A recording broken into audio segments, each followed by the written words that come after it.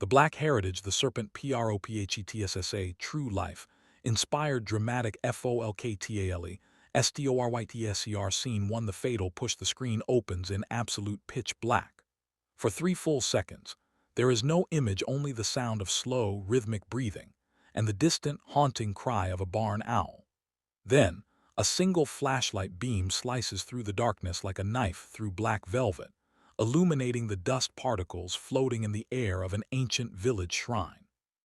The beam sweeps slowly left, right, revealing crude carved figures on the walls, their faces twisted into expressions of agony or ecstasy, impossible to distinguish.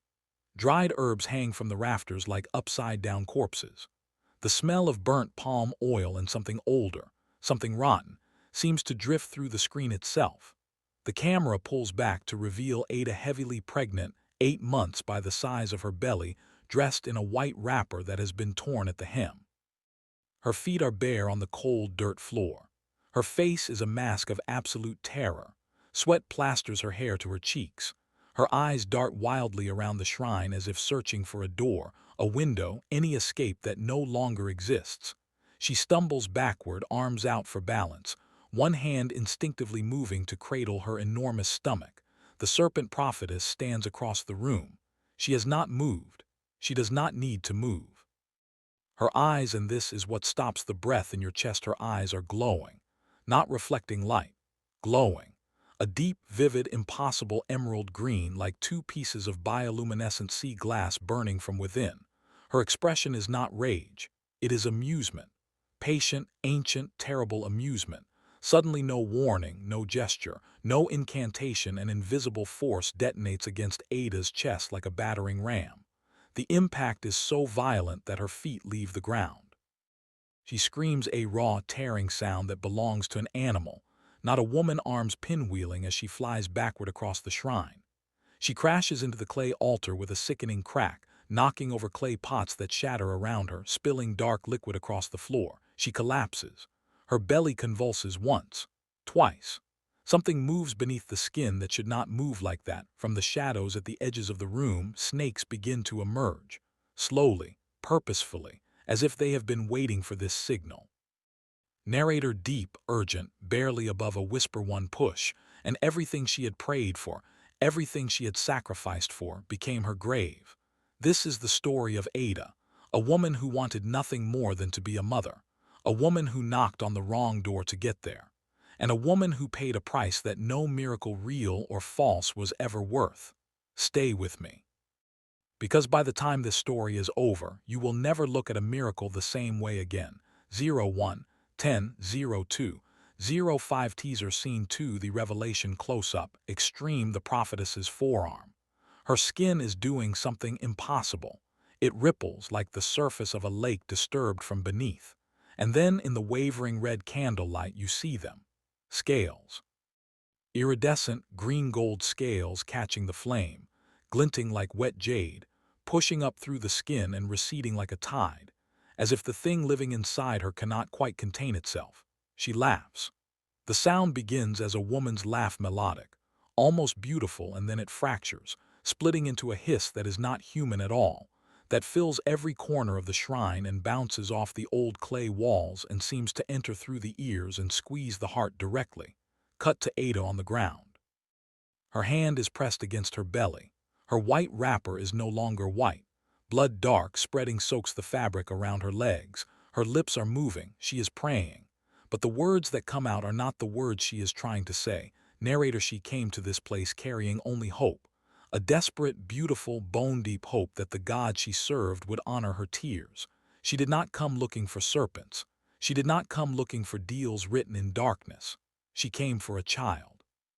But the Serpent Prophetess had seen her coming long before she arrived.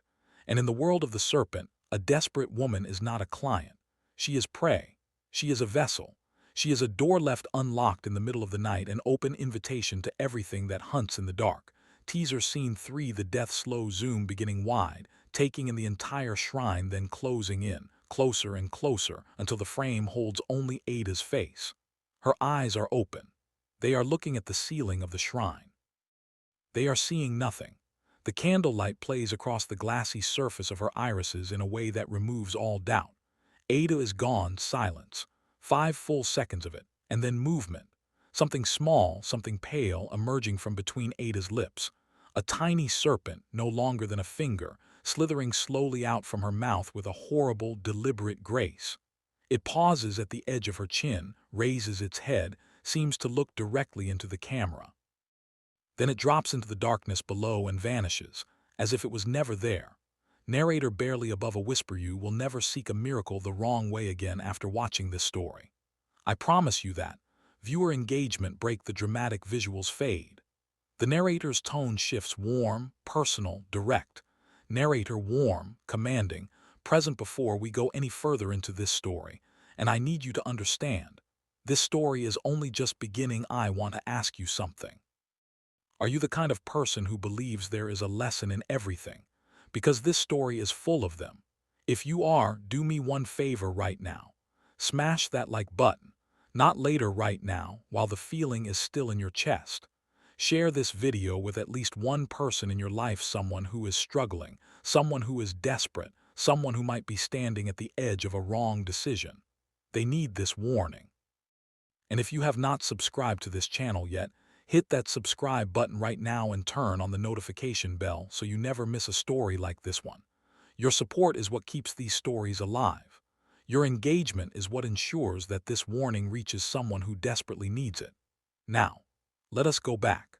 Let us begin from the very beginning. Because to understand how Ada ended up on that shrine floor, you need to understand who Ada was before the serpent found her. Chapter 1. The Barren Shadow Dawn. The camera rises slowly from the red laterite earth of a small village on the outskirts of Abuja, the kind of village that exists in the hyphen between rural and urban Nigeria, where mud walls stand next to zinc roofs, where generators roar to life at dusk when NEPA takes the light, where church bells and mosque calls share the same morning air without conflict. Children are already running. Market women are already arranging their wares. A goat is tied to a post outside a blue-painted compound, eating something that is not quite grass. 2 figures walk together along the dust road that leads from the church back into the village. Ada and Chindu. They are dressed in matching. A oak is a deep burgundy, hers a shimmering coral, the fabric of a couple who still try, who still make effort, who still believe that if they show up together, God will eventually show up for them. They walk hand in hand, but there is a silence between them that has weight. The silence of a conversation they have had 10,000 times and are too exhausted to have again today. Ada is 28 years old. She has the kind of face that was made for joy: wide cheekbones, full mouth, eyes that crinkle when she smiles. But the joy has been hollowed out slowly, year by year, the way water hollows stone. What remains is a kind of determined brightness, like a lantern that keeps its flame no matter how hard the wind blows. She is beautiful in the way that women who have survived great pain are beautiful, not in spite of the pain but threaded through with it, the sorrow and the strength woven together into something that commands attention. Chindu is 32, broad-shouldered, with the hands of a man who builds things. He is a good man. Everyone in the village will tell you that. A man who brings water before he is asked, who fixes his neighbor's fence without being told, who laughs easily and cries quickly, and loves his wife with the uncomplicated totality of a man who has never questioned whether loving her was the right decision. But 5 years of marriage and empty arms have begun to press on him in ways he cannot always name. Narrator. In the heart of Nigeria, where faith does not merely run deep, it is the bedrock upon which everything else is built, Ada and Chindu Okafor had constructed a life that looked, from the outside, like everything a couple could want. A small but well-kept compound. A thriving small business. Chindu repaired motorcycles. Ada sold fabric from a stall in the market. A church family that loved them, a community that respected them. They had friendship, they had laughter, they had a love that had survived long enough to develop roots. But there was a cavity at the center of everything. An absence so loud it drowned out every good thing around it. 5 years of marriage, 5 years of trying. 5 years of that particular specific grief that only a couple who desperately wants a child can understand, the grief that visits you every month like an unwelcome relative who never stays away long enough, who always comes back with fresh cruelty dressed in ordinary clothing. Slow pan across the interior of their home. On the wall above the bed, a framed Bible verse, Psalm 113:9. He makes the barren woman a joyful mother of children. On the dresser, a small arrangement of baby clothes, folded and refolded, still in their wrappers. They have been there for 3 years. Nobody speaks of them. Narrator: the doctors had a name for their situation: unexplained infertility, which is medical language for we cannot find a reason and therefore we cannot fix it. Unexplained. As if the absence of explanation made the pain more bearable. It did not. Pastors had a different name for it: spiritual attack, ancestral curse. A wall the enemy had built around Ada's womb. They prayed over her. They anointed her. They covered her in oil and prophecy and the kind of spiritual authority that filled the church with heat and noise and the overwhelming certainty that God was about to move. And then the month would turn, and nothing had moved. And Ada would fold herself small in the back of the car on the drive home, and Chindu would keep both hands on the wheel and his eyes on the road, and neither of them would speak. Close up, Ada by the bed at night. The compound is quiet. Chindu sleeps. She is on her knees, her wrapper bunched around her, her face pressed into clasped hands. Her lips move. Her shoulders shake. She has been here so long that the moonlight has traveled across the floor. Narrator: every night without fail, Ada knelt by that bed and whispered the same prayer into the darkness. God, if you could open Sarah's womb when she was 90 years old, if you could give Hannah her Samuel in the temple. If you could do it, then do it now. For me. I'm not asking for anything that you have not already done. I'm only asking you to do it again. She believed this prayer with everything she had. She believed it the way you believe the sun will rise, not because you can prove it, but because you have seen it rise every single morning of your life, and you cannot imagine a world in which it does not. The camera finds something leaning against the wall in the corner of the room. An old white cane. Carved wood, smooth from decades of use. The handle is wrapped in leather that has darkened with time. This is Ada's grandmother's cane, a woman known throughout the village as Mama Nena, a woman of profound faith who is said to have once driven evil out of a compromised household simply by planting this cane in the doorway and declaring the name of God with authority. Ada keeps it close. She has kept it close since Mama Nena passed. Narrator: little did Ada know, little did either of them know that some prayers, when they rise from a place of desperation, can attract the wrong kind of answer. The universe, after all, is full of things that listen. Not all of them mean you well. Chapter 1 is the chapter where the shadow of barrenness does its most dangerous work. Not in the womb, in the heart, in the mind, in the slow erosion of patience and faith until a person becomes willing to try almost anything. Chindu's mother visited every Sunday after church. She was not a cruel woman. She was a traditional woman, which can sometimes produce the same effect. She would sit in Ada's kitchen and eat Ada's food and praise Ada's cooking, and then, inevitably, her eyes would travel to Ada's flat stomach with an expression she did not bother to conceal.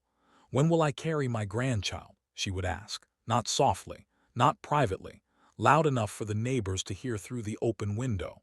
"My son is a strong man. He comes from a fertile family. Every woman who has ever married into our line has had children. What is the problem? Have you gone back to the doctor? Have you tried the specialist in Abuja?" The pressure was constant, patient, and absolutely unrelenting. It was the water, and Chindu and Ada were the stone. Flashback sequence.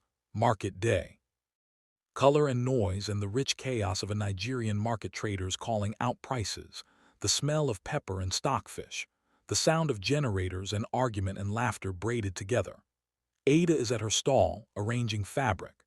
She is smiling today, actually smiling, because market days are the days when she feels most like herself, and least like a woman defined by what she cannot produce.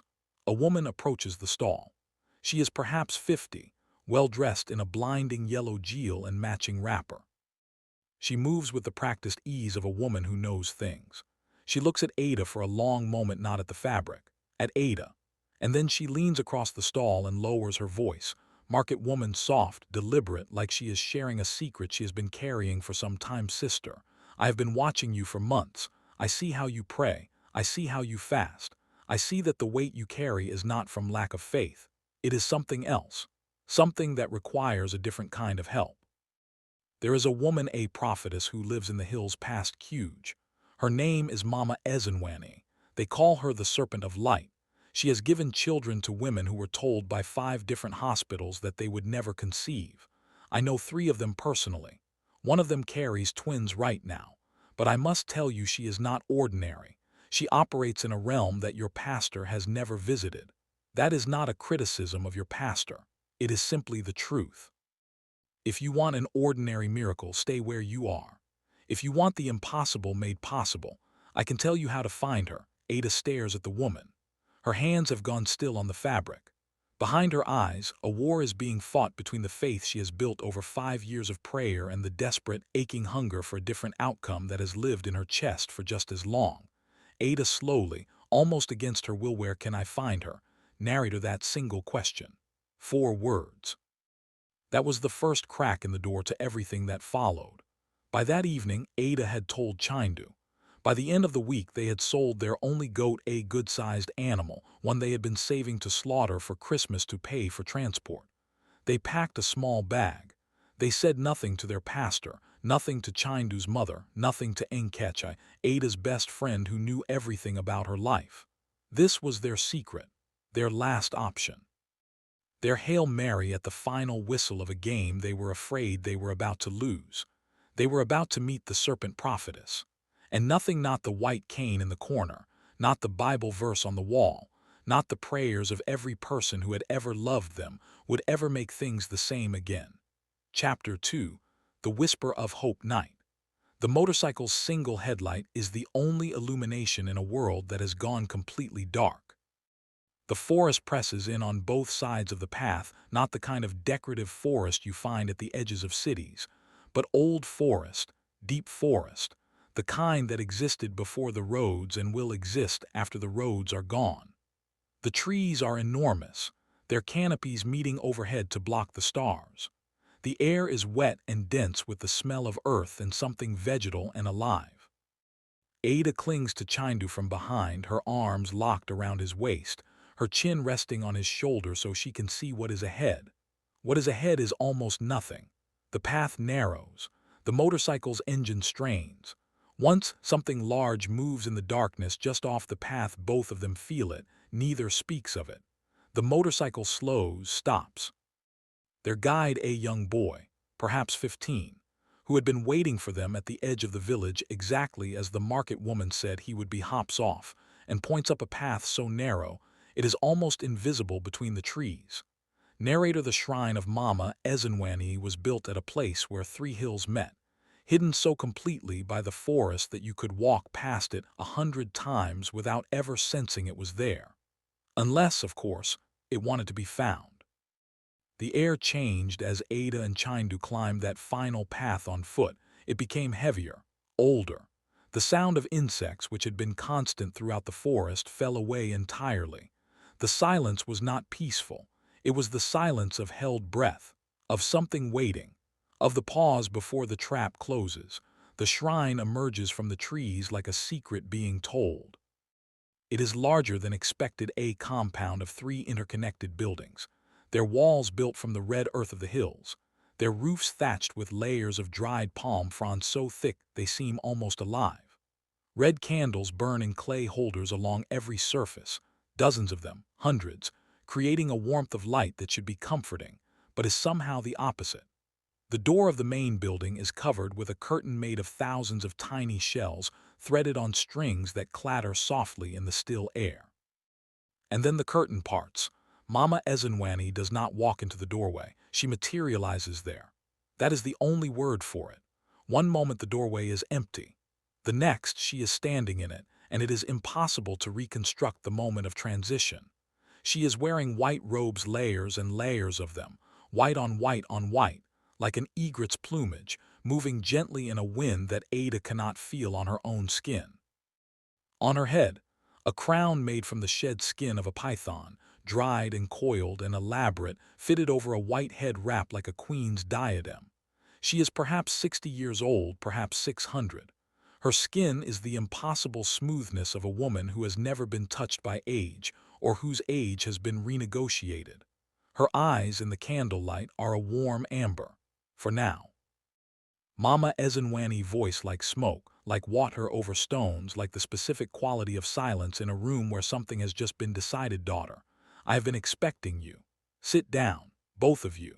You have traveled through darkness to reach me, and darkness has a way of making a person thirsty. Let me bring you water, pattern interrupt. Close up on Ada's face as she sits, the relief flooding across her features at the simple word expecting. Someone was expecting her. Someone knew she was coming. That is all it takes sometimes. That is all the hook needs to be. Narrator, the power of Mama Ezenwani was not primarily supernatural. It was psychological. She was a master student of human desperation, what it looks like, what it needs, what words will reach inside it and find the thing it most wants to hear and hand that thing back to the desperate person with both hands, gift-wrapped. She looked at Ada and saw 5 years of pain and hope and failure and raw need. And she gave that need exactly what it was crying for, to be seen, to be known, to be told that the answer was finally here. The calabash of water arrives, brought by a silent girl, perhaps 12, with downcast eyes. The water is cold. Ada drinks. It tastes clean. Mama Ezenwani settling across from them on a carved wooden stool, her robe spreading around her like water. I see your womb, daughter. I see it in the spirit. The enemy has tied it with 7 knots. Each knot was tied on a specific night, nights you do not know about, nights that happened before you were even aware you wanted children. The tying was done by someone close, someone who smiled at your wedding, someone who ate your rice. But I, Mama Ezenwani, the serpent of light, the one who sees what is hidden and undoes what is bound, I can untie every knot, all 7. But you must understand, I do not work for free. Nothing that undoes what the enemy has done is free. The price of your freedom is obedience. Complete, unquestioning obedience. Can you do that? Chindu leaning forward, hands clasped, his voice a careful mixture of hope and suspicion. What exactly do we need to bring? What exactly do we need to do, Mama? Mama Ezenwani spreading her hands in a gesture of gracious simplicity. It is not complicated. The serpent's wisdom is always simple. 7 white eggs, the white of purity. A bottle of palm wine, the wine of the ancestors. And your wedding ring, brother. The ring is the seal of your covenant. I will use it as a key to unlock what was locked against you. On the 7th night after you bring these things to me, your wife will conceive. This I have seen in the spirit. This I declare. Pattern interrupt. The camera finds the white cane. Ada had brought it with her, tucked it into the bag at the last minute, some instinct she could not name. It is leaning against the shrine wall behind them, forgotten now, its leather handle pressing against the cold clay. Nobody is looking at it. Narrator, they obeyed. Every instruction was followed with the precision of people who have nothing left to lose and everything to gain. 7 white eggs, sourced from the market at dawn. 1 bottle of the finest palm wine. And Chindu's wedding ring, the gold band he had not removed from his finger in 5 years of marriage. The ring that still held the shape of his knuckle. The ring his father had placed in his palm the morning of the wedding with trembling hands and wet eyes. He dropped it into the calabash himself. He watched it sink. He told himself it was just a ring. He told himself that faith sometimes required sacrifice of the things you held most dear. He told himself everything necessary to be able to hand over the thing he should not have handed over. The ritual scene, Mama Ezenwani moves through her ceremony with absolute authority. She places the eggs on the altar, arranging them in a pattern that Ada cannot decipher, but that her body responds to with an inexplicable cold. She pours the palm wine over the altar stones, murmuring as she does. Her body moves in the candlelight, and the movement is wrong.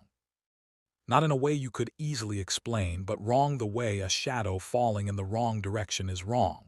Her hips move too fluidly. Her spine has too many possibilities of direction. She chants, and the language is nothing that Ada's ears recognize, nothing from any church service or prayer meeting, nothing from any tradition she was raised in. It is older than that. much older.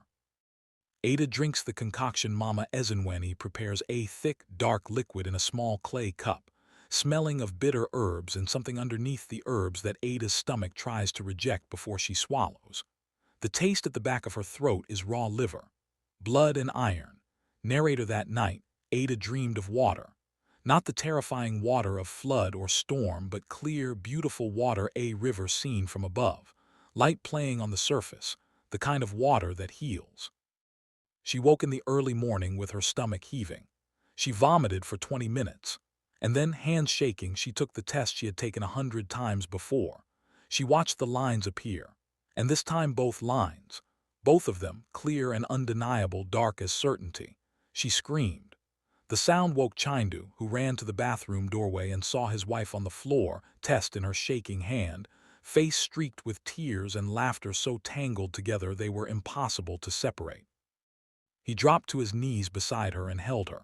They stayed on that bathroom floor for a long time, these two people, in the specific grace of a prayer that appears to have been answered. The whole village celebrated. Chindu slaughtered a cow. His mother wept tears of joy so loud they could be heard 3 compounds away. The church gave thanks, but miracles from serpents always come with fangs. Always. Chapter 3, The Serpent's Den time-lapse montage, Ada's belly growing. First the small, barely their curve of 2 months. Then the unmistakable roundness of 3. Then 4, expanding with a speed that makes even Ada blink when she catches her reflection in the mirror. Fabric stretching. New wrappers purchased. The crib Chindu assembles with the concentration of a man performing the most important task of his life. Baby clothes removed from their wrapper at last, washed, folded, arranged in the drawer. The house transformed by anticipation. But the camera keeps returning to other things. The morning ritual, Ada opening the back door to find 2 dead snakes on the threshold, arranged in a perfect circle, heads touching tails. She stares at them for a long moment, calls Chindu, who buries them without comment. The next morning, another circle. The morning after, the circle is bigger. Narrator: by the 3rd month, Ada radiated. There is no other word for it. Pregnant women glow. This is cliché because it is true, but Ada's glow had an unusual quality, an intensity. Her skin cleared to something luminous. Her hair thickened. Her eyes brightened. People who met her for the first time during these months would later say there was something magnetic about her, something that made you want to stand close, something that pulled the eye. The village women brought her food. The church prayed for her weekly. Chindu walked around with the dazed, permanent smile of a man who has been given back something he thought was gone forever. But the signs were there. The signs were always there, clear as noon, for those who had not allowed hope to replace their sight. The dead snakes continued every morning in circles that grew wider each week.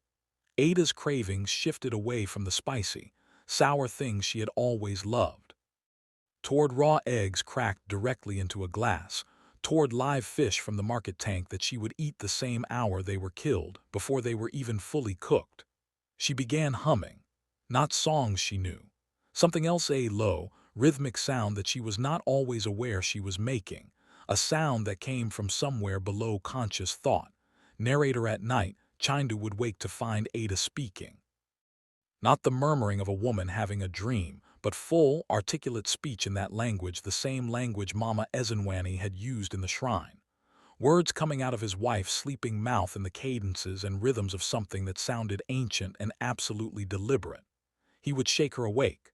She would look at him with clouded eyes, then clear eyes, then say he was just dreaming, go back to sleep. He did not go back to sleep, but he also did not say what he was thinking. He was afraid that if he said it out loud, it would become real scene. Enkechai's visit. She arrives with chin chin and a pot of oaf akwu, Ada's favorite soup, and the specific energy of a woman who has been holding a worry for a long time and has decided today is the day she says it. They sit together in the parlor. The belly between them, round and enormous and somehow not quite right in a way Enkechai cannot fully articulate. She pours the drinks. She makes the conversation. And then she sets down her cup and looks at her friend with the directness of a person who loves you enough to say the uncomfortable thing. Enkechai, voice low, eyes steady: Ada, I need to tell you something.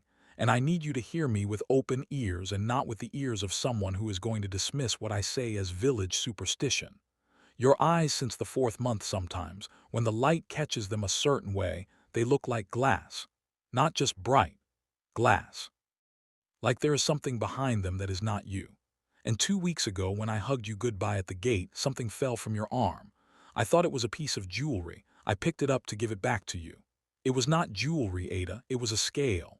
A scale like the kind on the skin of a snake. It dissolved when I touched it like salt in warm water. I'm not making this up. I have not told anyone else, but I am telling you, Ada is very still. For 3 seconds, 4 or 5, her face holds an expression that Nkeche will remember for the rest of her life. Not surprise, not dismissal, but a brief, terrifying flash of something that looked like recognition. Then Ada laughs. Ada too bright, too fast, the laugh landing wrong. Nkeche, you and your imagination. You have been reading too many of those horror novels your husband brings from Lagos. I am carrying my miracle. My body is changing. That is what bodies do when they are pregnant. Everything looks different. Everything feels different. It is normal. Stop worrying about me. Narrator Chapter 3 was the chapter where the serpent walked fully into the garden and Ada refused to see it. Mama Ezenwani had demanded monthly visits, not suggested, demanded with the absolute confidence of a woman who knew she would be obeyed. Each visit followed the same pattern.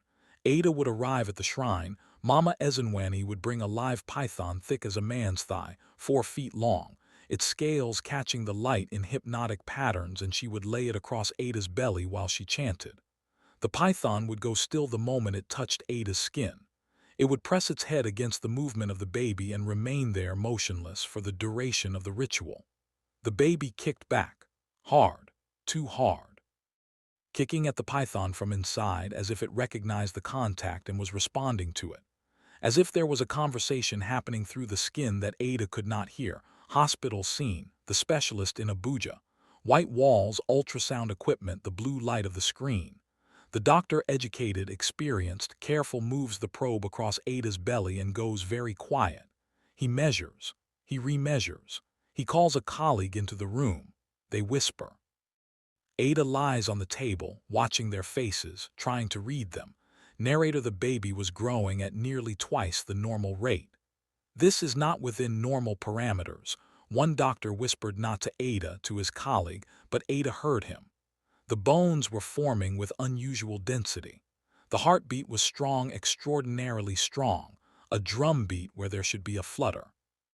And on the detailed scan, in the area of the face, the doctor who told Ada's story later would only ever say this with great hesitation, because it was the kind of thing that sounds insane when you say it out loud. In the area of the face, there was a shadow, an anomaly in the gum line. He called it a developmental artifact. He wrote it in the file with careful, neutral medical language. But when he looked at his colleague across Ada's recumbent body, what they shared between them was not clinical neutrality. It was fear, and Ada saw it, and chose not to understand what she saw. She had already bought the baby clothes. She had already named him Chukwumeka. God has done well. In a story like this, the most heartbreaking moment is not what happens at the end. It is the moment when someone who still had choices stopped making them. Chapter 4: The Blessing or Curse, the white cane again. The camera finds it in Ada's bedroom where it has stood untouched for months, but something has changed. A crack runs up the shaft, clean, deep, not from a fall or a knock, but the kind of crack that appears in wood when the wood itself is struggling against something. Against pressure applied from the inside. Narrator. The 4th month brought the first terror that Ada could no longer laugh away or fold into the narrative of miracle pregnancy and normal change. She woke before dawn to find her bedsheet moving, not from her own movement, from something beneath it. She pulled the sheet back. A python, small by python standards, but still 18 inches long and thick, as her wrist had coiled itself around her waist while she slept, fitting against the curve of her belly as if it had done this many times. It was not sleeping. It was watching her with its flat amber eyes. She screamed. Chindu woke, killed the snake with his work boot, held Ada for an hour while she shook. They did not sleep again that night. The next night, 2 pythons. The night after, 4. They were not aggressive. They were never aggressive. They arranged themselves near Ada's body, and when Chindu killed them or drove them out, they did not fight. It was as if fighting was beside the point, as if they were not there to threaten, as if they were simply drawn to something they recognized. Narrator: when Chindu told Mama Ezenwani what was happening, she looked at him with that calm, ancient amusement and told him he was being foolish. The serpents are protectors, she said. They are drawn to the child. They recognize what is inside your wife and they are honoring it. Do not kill them. Let them come. The more you fight the blessing, the more it will fight back. Chindu drove home in silence. The word blessing sat in his chest like a stone. The midnight ritual scene, month 4. The shrine is darker than usual.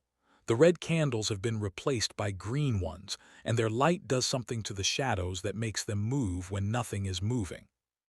Mama Ezenwani is dressed differently tonight, not the white robes of the early visits, but something darker, layered, with small bones and shells sewn into the fabric that click and whisper when she moves. She is not performing tonight. She is transacting. She prepares 2 clay cups. Into both, she pours something dark from a sealed calabash. It smells of copper, of iron, of the specific smell of a freshly killed animal. Milk follows. The dark liquid does not dissolve into the milk.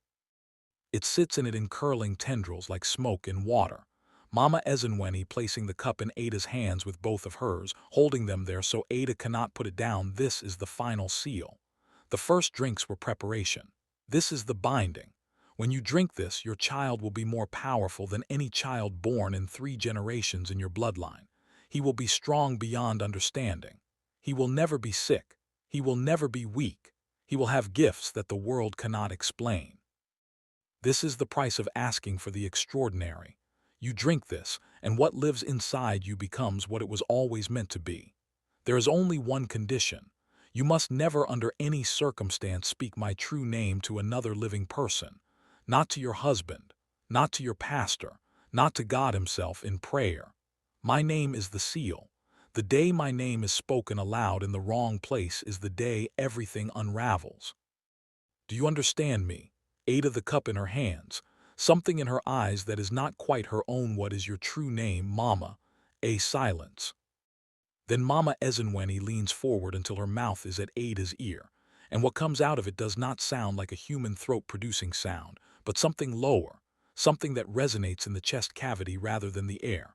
Mama Ezenwani, barely audible, hissing: Ezenwani, queen of the serpents, the mother of all that moves on its belly, the one who was in the garden at the beginning. Now drink, daughter. Pattern interrupt. Close-up of Mama Ezenwani's hand as she releases the cup. The fingers are normal human fingers for the first 2 seconds. Then a camera blink, a flicker, a trick of the green candle light. The fingernails are too long, too curved, and the skin between the knuckles shows something that the eye processes before the brain can reject it. Scales. The same iridescent green gold as the pythons. And then the hand is a hand again. And Ada is drinking. Narrator: in the weeks that followed, Ada's transformation accelerated. Her skin developed the impossible smoothness that people would remark on strangers in the market touching her arm and commenting on it, not realizing what they were touching. She stopped needing to sleep as much. She started waking in the deep of the night, completely alert, with the inexplicable certainty that she could hear things from the ground below the compound, things from beneath the foundation, a low continuous vibration that resolved, when she held very still, into something that sounded like voices. Thousands of voices, all speaking in the language of the shrine. She never told Chindu about the voices. Chindu, for his part, had stopped sleeping properly 2 months ago. He prayed every night longer, more urgent prayers than he had ever prayed in 5 years of desperate petition for a child. But the prayers had changed in nature. He was no longer asking for something. He was asking protection from something. He could not have told you what. The village. Whispers in the market. Neighbors who used to wave now give Ada a wide berth, crossing to the other side of the road when they see her coming, offering greetings from a distance. Children who used to chase each other through the compound gate now go quiet when Ada appears at her door. An elder woman, 80 years old, blind in one eye, known throughout the village for the reliability of her spiritual perception, comes to Chindu privately one evening and takes his hand in both of hers and looks at him with her one seeing eye. Elder woman voice like old paper it ever entered your house. My son, it did not enter through the front door. It was invited. And what is invited is much harder to drive out than what merely intrudes. You must choose soon, because the season of choosing is almost over. Chandu went home that night and sat beside his sleeping wife, his beautiful, luminous, terrifying wife, and looked at her for a long time. He thought about the ring he had dropped in the calabash. He thought about the 7 white eggs. He thought about the thing the elder woman had said. It was invited. He thought about his son whose name was already chosen, whose crib was already built, whose coming had been the single fixed star in 5 years of darkness. And he could not bring himself to say the words. He could not bring himself to do what the elder was asking him to do, because Chukwumeka was coming. God had done well. He told himself that until he believed it. Chapter 4 was the calm before a storm that did not merely come like weather comes gradually, with warning, with the smell in the air that tells you to take shelter. This storm had already been inside the house. It had been living there for months. It was simply waiting for the right moment to show its face.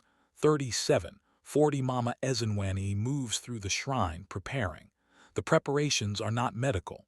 They are not the preparations of a midwife or a healer. They are something older. She draws figures on the floor around the altar in what appears to be ash or powder. She positions clay figures at the 4 points of the compass. She sings the hissing language, louder now, filling the shrine, filling Chindu's chest with a vibration he can feel in his sternum. Ada, in the agony of labor, looks at Mama Ezenwani with eyes that flicker between her own and something else's, and in a moment of clarity, a gap between contractions, a brief window in which Ada is simply Ada, she sees. She sees the figures on the floor. She sees the way the candles behave, the flames turning and bending toward the altar, toward her belly as if drawn. She sees Mama Ezenwani's face in a flash of green candlelight and sees, for the first time without the veil of hope and desperation, exactly what she has been looking at for 6 months. Ada screams, but not in labor, in rage. Ada finding somewhere a strength that should not be available to her, lunging forward from the altar, both hands extended. What have you done to me? What is inside me? What have you put inside me? Her hands connect with Mama Ezenwani's chest. The prophetess stumbles backward, and this is the pivotal moment, the moment from the teaser, the moment that everything has been building to, and as she staggers, something happens. The human skin across her shoulders and neck begins to tear. Not the tearing of injury, the tearing of a seam, of a garment splitting open, and from beneath the torn edges of what turns out to have been only the outermost layer of what she is, something else appears. Something green, something scaled, something that looks at Ada with yellow, vertical pupil eyes and makes a sound that is not a laugh, though it fulfills the function of one. Mama Ezenwani, the voice now fully what it always was, the human quality gone entirely, the hiss absolute and resonant. You wanted a miracle, daughter. I gave you what you asked for. I gave you my child in your body, growing with my power, bound to me by your blood and your obedience and your desperation. You opened the door. You drank the cup. You laid on this altar 6 times and let me place my hands on your belly and call my child by name. This was never your miracle. This was always my plan, and it is complete. Pattern interrupt, sudden brutal stillness, all sound stops, even the candles stop moving. Then Ada gives birth. Narrator: what entered the world on that altar was not the child Ada had named Chukwumeka. God had not done well. The child that came was wrapped in a membrane not of the human variety, thin, translucent, iridescent in the candlelight like the shed skin of a snake enlarged to impossible scale. It was still. The shrine was still. Chindu stared at the thing that was not his son, from the place where he had been knocked to the floor in the chaos, one hand braced against the earth, unable to move. Ada lay on the altar, her strength spent completely, her body having done something it was never designed to do. The white wrapper, what remained of it, was soaked dark. Her skin in the green candlelight showed the patches where it had pulled away from itself, the living tissue beneath it carrying the scale pattern like a tattoo that had grown up from the inside. The membrane tears from the inside. The child that emerges is small, perfectly formed in the way that mathematical theorems are perfectly formed, flawlessly, coldly, without humanity. Its eyes open immediately. They are not the unfocused, searching eyes of a newborn meeting the world for the first time. They are already focused. They find Ada with the specificity of a weapon finding its target. The child bites, the neck. One strike precise as a surgical incision.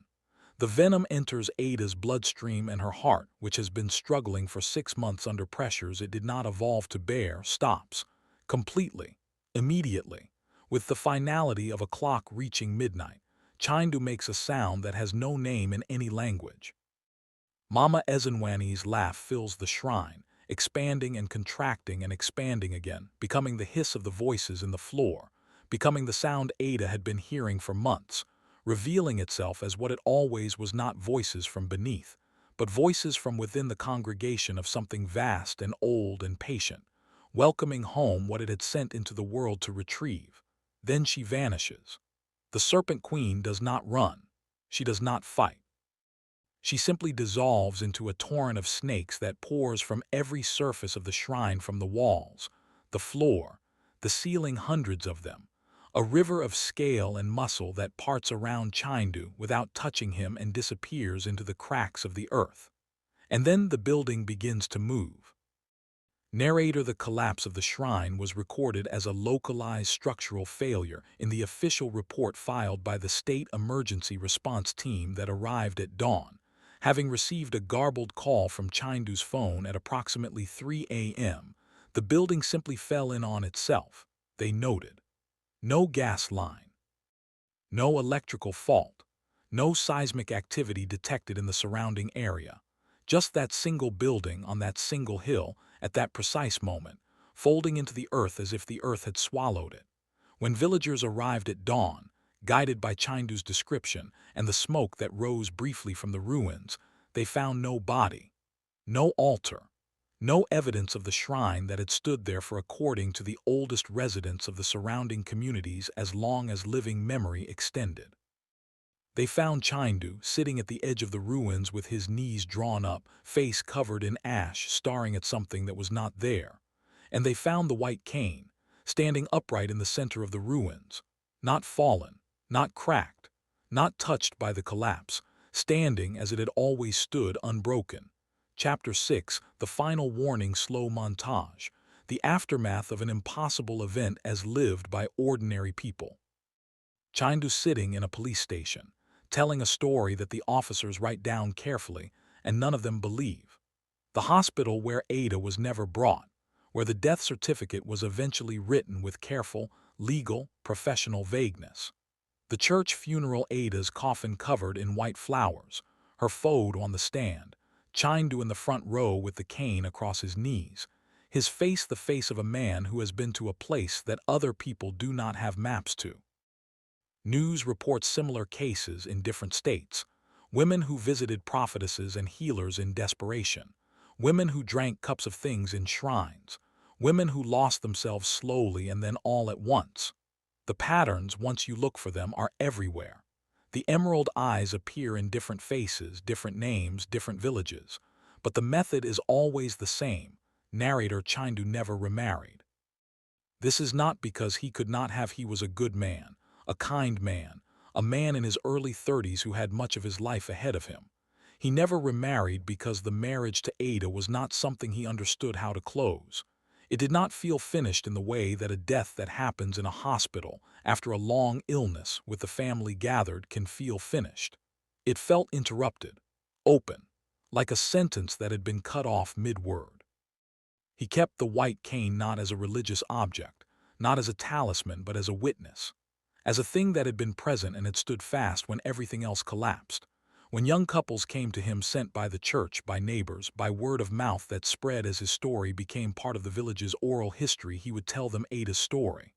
All of it, without softening, without editorializing. And then he would hold up the cane and say the only thing that survived was the thing that was real. Everything else was borrowed. Everything else was rented. And the rent always comes due. Aerial shot. Abuja at sunset. The city enormous and glittering and full of millions of lives, each one a universe of need and hope and desperation and faith. The camera descends slowly into the streets, into the markets, into the compounds, into the ordinary daily miracle of people trying to live well in difficult circumstances. Narrator Mama Ezenwani was never found. Her file, opened by a federal investigation into fraudulent spiritual practices following Ada's death and the deaths of two other women in similar circumstances that same year, remains open. The shrine site was surveyed, excavated, and found to contain nothing except the red earth of the hills and the roots of the Iroko trees. No evidence of human occupation. No records. No witnesses beyond Chindu who had been there and survived.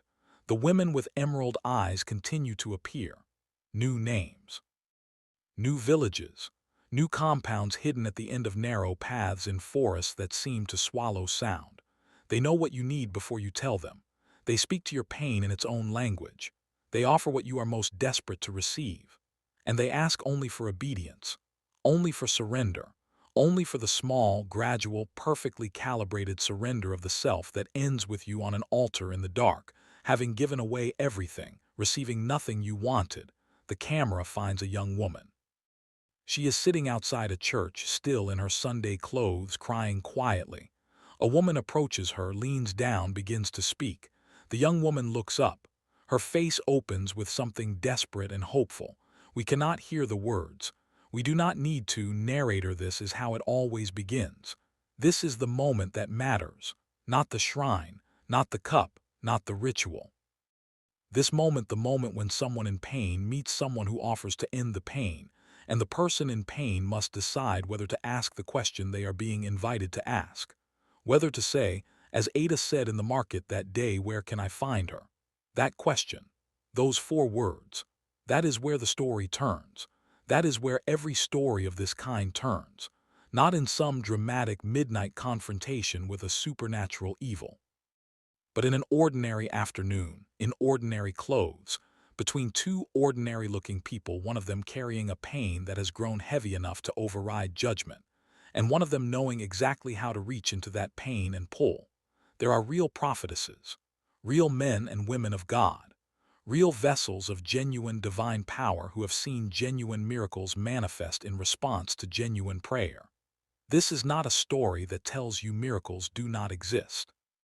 This is a story that tells you that the existence of real miracles makes counterfeit miracles more dangerous, not less, because the counterfeiter does not succeed by showing you something obviously fake. The counterfeiter succeeds by showing you something that looks exactly like the real thing that produces, initially, what looks like the real thing until the bill has been counted, and the ink has run, and the thing in your hand is worthless, and everything you traded for it is gone. In our hunger for breakthroughs, we sometimes open doors that hell itself cannot close. We surrender our discernment because discernment requires patience, and we have been waiting for so long. We surrender the people who love us, who try to tell us what they see, because they seem to stand between us and the answer we have been waiting for.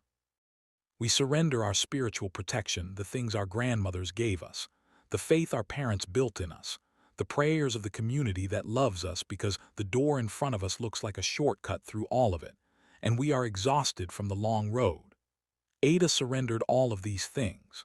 She surrendered them one by one, gradually, over 6 months, in a process so carefully designed that no single moment of surrender felt like the moment everything changed. By the time the moment of no return arrived, she had passed through it without noticing it. If you are watching this and you are desperate for a child, for a job, for money, for a breakthrough of any kind, I want to speak directly to you. I see you. The pain you carry is real. The need you have is real. The God who sees it is real. There is no shortcut through real pain. There is only the road through it, walked in faith, held in community, grounded in prayer, that goes to the right address. Some things take longer than we want them to take. Some things happen in a different form than we planned. Some things do not happen the way we hoped, and we have to find a way to live with that without allowing the living with it to make us vulnerable to the wrong kind of help. Check the fruit. Every prophet, every prophetess, every healer, every spiritual authority who approaches you can be tested by the same simple question: where does this lead me? Does it lead me toward the God who created me, toward accountability, toward community, toward the people who know and love me? Or does it lead me away from all of these into secrecy, into isolation, into the surrendering of things I should not surrender, toward a relationship with this individual that does not involve anyone else, that cannot be spoken of, that requires my silence as a condition of its power? The serpent always demands secrecy. That is the first test, and it is the only test you need. Whatever cannot be brought into the light is not from the light. Share this story. Not because the algorithm requires it, though your sharing does help this channel reach the people who need to hear this. Share it because you know someone who is desperate right now. Someone who is standing in that market. Someone who is about to ask the question. Someone whose pain has grown heavy enough that they are considering doors they should not open. This story is for them. Send it to them. Tell them about Ada. Tell them about Chindu sitting in the ruins with a cane that did not break. Tell them that the thing that survived was the thing that was real, like this video.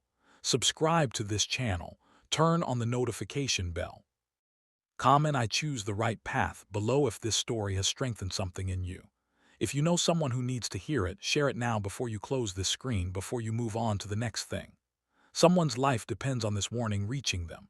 We will never stop telling these stories because the serpent is always watching. It is always patient. It is always looking for the unlocked door, the open window, the crack in the wall that desperation creates. Stay awake. Stay rooted. Stay in the light. And never trade your soul for speed. Because some things that look like miracles are serpents wearing human skin. And the skin, if you wait long enough, always peels away. Until next time. Stay awake.